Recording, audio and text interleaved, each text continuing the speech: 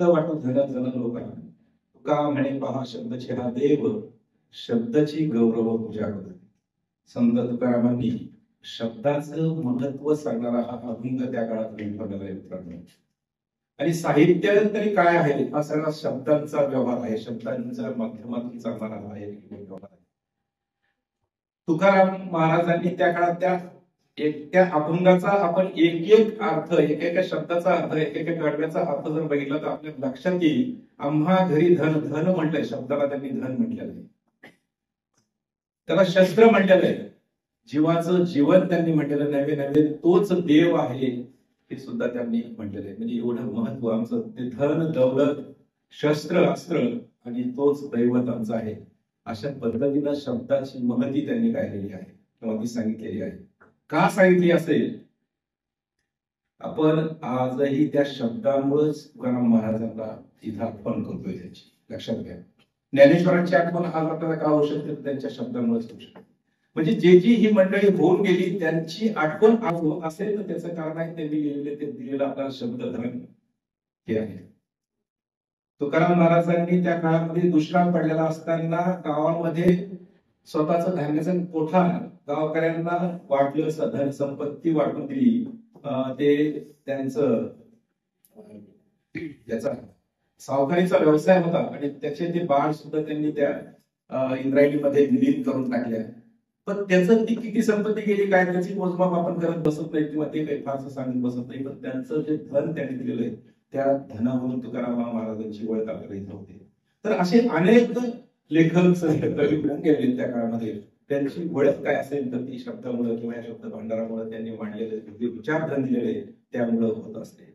आता तुम्ही मला शब्दामुळे जर ही ओळख होत असेल तर आपल्याकडे प्रत्येकाकडे हे शब्द असतात, प्रत्येक जण बोलत असतो. जन्माला येतो तो कुठली तरी भाषा बोलत असतो, त्याच्याकडे ते शब्द असतात.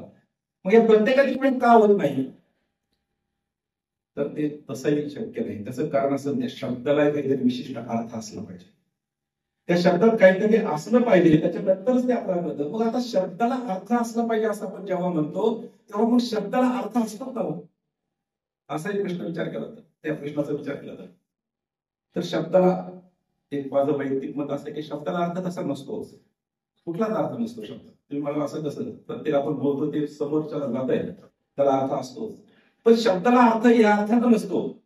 कल्पना करा, ही भाषेची निर्मिती जेव्हा झालेली आहे, हे शब्दाची निर्मिती जेव्हा झालेली, जेव्हा आपल्याला कुठली भाषा येत नव्हती अशा अवस्थेत पहिल्यांदा किंवा ह्या जगातली एक एक वस्तू आपल्याला पहिल्यांदा पाहायला मिळालेली आहे.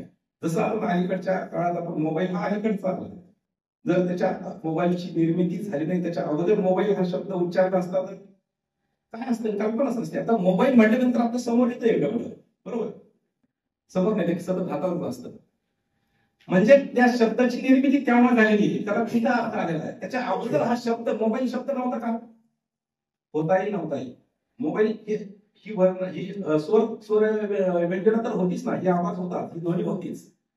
तसं एकत्रित त्याला केलं होतं. पण एखाद्याने केलं असतं, समजा गगज हा एक शब्द आहे असं मी म्हणतो, मी तो प्रयोग केला आमच्या शाळेत महाविद्यालयामध्ये. गगज म्हणजे काय सांगता येतो कोणाला? गगज पैठणच्या आमच्या वर्गाच्या त्या बॅचच्या विद्यार्थ्यांना विचारलं तर नक्कीच सांगतील गगज म्हणजे काय. म्हणजे काय ते उदाहरण देऊन त्यांना सांगितलं. शब्दाला अर्थ नसतो, शब्दाला अर्थ आपण देत असतो, समाज देत असतो, हे लक्षात घ्या. समाजाच्या ह्या व्यवहार करतो त्याच्यातून ते शब्द रुढत असतात. समजा जगाच्या पाठीवर आपण ही सगळी संस्कृती प्रगत नव्हती, आपण जंगलात राहत होतो वगैरे वगैरे, आपण जे काही समाजशास्त्रामध्ये आपण शिकलो आपण तिथपर्यंत, म्हणजे त्याच्यात टिकत जायचं नाही. पण त्या अवस्थेत रानटी अवस्थेत राहणारा माणसाला पहिल्यांदा घोडा दिसला, पहिल्यांदा दिसला शब्द माहित नाही याला काय म्हणायचं, ती आकृती समोर आली आणि त्याला नामकरण करून टाकलं, त्याला गाढव म्हणून.